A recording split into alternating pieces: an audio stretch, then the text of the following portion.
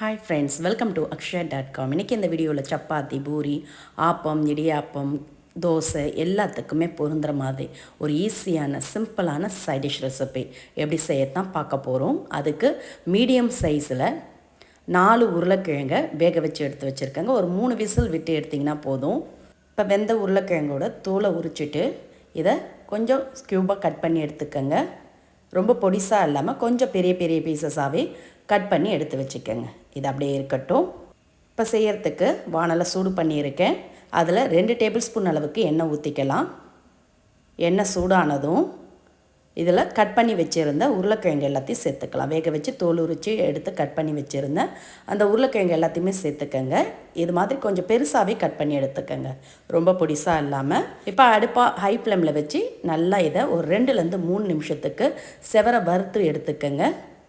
ரொம்ப கிளறாமல் இது மாதிரி பரப்பி விட்டு ஒரு சைடு செவந்ததும் திருப்பி விடுங்க. இது மாதிரி வெந்த உருளைக்கிழங்க நல்லா எண்ணெயில் ஃப்ரை பண்ணி எடுத்து நீங்கள் அதுக்கப்புறம் கிரேவி செஞ்சிங்கன்னா சூப்பராக நல்ல மணமாக அருமையாக இருக்கும். டிஃப்ரெண்ட்டான சுவையில் கண்டிப்பாக இது மாதிரி ஒரு முறை ட்ரை பண்ணி பாருங்கள். இப்போ பாருங்கள், உருளைக்கிழங்கு நல்லா எண்ணெயிலே வறுபட்டு இருக்குது. லைட்டாக கலர் மாதிரி செவந்தும் இருக்குது. இந்த அளவுக்கு நல்லா செவர வறுத்து எடுத்து ஒரு பிளேட்டில் மாற்றி எடுத்து வச்சுக்கோங்க. இது மாதிரி ஒரு பிளேட்டில் மாற்றி எடுத்து வச்சுக்கோங்க. பிறகு சேர்த்துக்கலாம். அப்படியே ஆறட்டும். இப்போ வறுத்து எடுத்த கடாயிலே கொஞ்சம் எண்ணெய் இருக்குது, இருந்தாலும் 1 டேபிள் ஸ்பூன் அளவுக்கு எக்ஸ்ட்ரா எண்ணெய் ஊற்றிக்கங்க. எண்ணெய் சூடானதும் இதோட 1 டீஸ்பூன் சோம்பு, 1/2 டீஸ்பூன் ஜீரகம், கூடவே 3 கிராம்பு, ஒரு சின்ன துண்டு பட்டை, கொஞ்சம் கல்பாசி சேர்த்துக்கங்க. இப்போ எல்லாம் நல்லா பொரிஞ்சு வந்ததும் இதோட 2 மீடியம் சைஸ் வெங்காயத்தை பொடியை கட் பண்ணி சேர்த்துக்கங்க. கூடவே 1 டேபிள் ஸ்பூன் அளவுக்கு இஞ்சி பூண்டு விழுது சேர்த்துக்கங்க. சேர்த்து நல்லா வதக்கிக்கங்க. இஞ்சி பூண்டு விழுதோட பச்சை வாசனை போய் வெங்காயம் நல்லா கண்ணாடி பதத்துக்கு வதங்கி வரணும். எந்த அளவுக்கு வெங்காயம் வதக்குறோமோ அந்த அளவுக்கு நல்ல சுவை கூடுதலாக இருக்கும். இப்போ இது கூடவே ஃப்ரெஷ்ஷான கருவேப்பிலையும் சேர்த்துக்கலாம். சேர்த்து நல்லா கலந்த பிறகு இதோட மசாலா பொருட்கள் சேர்த்துக்கங்க. 1/4 டீஸ்பூன் மஞ்சத்தூள், 1 டீஸ்பூன் மிளகாய்த்தூள் சேர்த்துக்கங்க.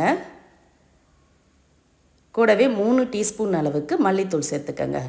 மிளகாய்த்தூள் 1/2 டீஸ்பூன்னா அதோட டபுளாக மல்லித்தூள் சேர்த்துக்கங்க. 3 டீஸ்பூன் அளவுக்கு மல்லித்தூள் சேர்த்துட்டு 1/2 டீஸ்பூன் கரம் மசாலா பொடி, கூடவே இந்த கிரேவிக்கு தேவையான அளவு உப்பும் சேர்த்துக்கங்க. சேர்த்துட்டு நல்லா கலந்துக்கங்க. நல்ல மசாலாவோட பச்சை வாசனை போகிற அளவுக்கு நல்லா ஒரு முறை கலந்துட்டு இந்த கிரேவிக்கு வேண்டிய தண்ணி சேர்த்துக்கலாம். உங்களுக்கு கிரேவி எந்த பதத்துக்கு வேணுமோ அந்த அளவுக்கு தண்ணி சேர்த்துக்கு. நான் 1/2 கப் அளவுக்கு தண்ணி சேர்க்குறேன். 1/2 கிலோ அளவுக்கு உருளைக்கிழங்கு சேர்த்ததுனால நான் 1/2 கப் அளவுக்கு தண்ணி சேர்க்குறேங்க. இது ஒரு 5-6 பேர்கிட்ட நல்லா கிரேவி தாராளமாக சாப்பிட்லாம். இப்போ சேர்த்து நல்லா கலந்துட்டு அடுப்பை ஹை ஃப்ளேமில் வச்சு கொதிக்க விடுங்க. ஒரு 2லேருந்து 3 நிமிஷம் நல்லா கொதித்து வரட்டும். எண்ணெய்லாம் பிரிஞ்சு நல்லா வெங்காயமும் வெந்து வந்திருக்கு பாருங்கள். இப்போ இதோட 1/2 கப் அளவுக்கு கொஞ்சம் புளிப்பான தயிர் நல்லா ஒரு முறை அடித்து விட்டு கலந்துக்கங்க. அப்போ தான் திரித்திரியாக இல்லாமல் இருக்கும். 100 ml கிட்ட தயிர் சேர்க்குறேன். கொஞ்சம் புளிப்பான தயிரை சேர்த்துங்க, நல்லாயிருக்கும். சேர்த்து கலந்துட்டு இதில் நம்ம ஃப்ரை பண்ணி எடுத்து வச்ச உருளைக்கிழங்கு எல்லாத்தையும் சேர்த்துக்கலாம். சேர்த்து நல்லா கலந்துக்கங்க. இந்த டைமில் உப்பு கரெக்டாக இருக்கான்னு செக் பண்ணிக்கோங்க. உப்பு பத்தாட்டி கொஞ்சம் சேர்த்து கூட நீங்கள் கலந்துக்குங்க. ரொம்ப சூப்பராக அருமையாக இருக்கும். நல்லா கலந்த பிறகு இப்போ அப்படியே மூடி வச்சுடுங்க. மூடி ஒரு 2 நிமிஷம் கொதிக்க விட்டிங்கன்னா போதும். தயிர் சேர்த்து அதிக நேரம் கொதிக்க விட வேண்டியதில் ஒரு 2 நிமிஷம் கொதித்து வரட்டும். உருளைக்கிழங்குல நல்லா மசாலாலாம் இறங்கி எண்ணெய்லாம் பிரிஞ்சு நல்லா கொஞ்சம் திக்காக இருக்க பாருங்கள். இப்போ இதோட ஃப்ரெஷ்ஷான கொத்தமல்லி இலைகள் பொடியை கட் பண்ணி தூவி கலந்துட்டு அடுப்பை ஆஃப் பண்ணிடலாம். நல்லா மணக்க சுவையான உருளைக்கிழங்கு கறி மசாலா ரெடி. இதை நீங்கள் இட்லி, தோசைக்கு பரிமாறலாம். சப்பாத்தி, பூரி, ஆப்பம், நான், பராட்டா, இடியாப்பம் எல்லாத்துக்குமே அருமையாக பக்காவான காம்பினேஷனாக இருக்கும். கண்டிப்பாக இது மாதிரி டிஃப்ரெண்ட்டாக சிம்பிளாக செய்யக்கூடிய இந்த ஈஸியான சைட் டிஷ் ரெசிப்பியை நீங்களும் இதே மாதிரி இதே அளவுகளோடு ட்ரை பண்ணி பாருங்கள். இந்த ரெசிபி பிடிச்சிருந்தால் வீடியோக்கு ஒரு லைக் கொடுங்க. ஃப்ரெண்ட்ஸ் அண்ட் ரிலேட்டிவோட வீடியோவை நிறைய ஷேர் பண்ணுங்கள். மறக்காமல் நம்ம சேனலையும் சப்ஸ்கிரைப் பண்ணிவிடுங்க. நன்றி, வணக்கம்.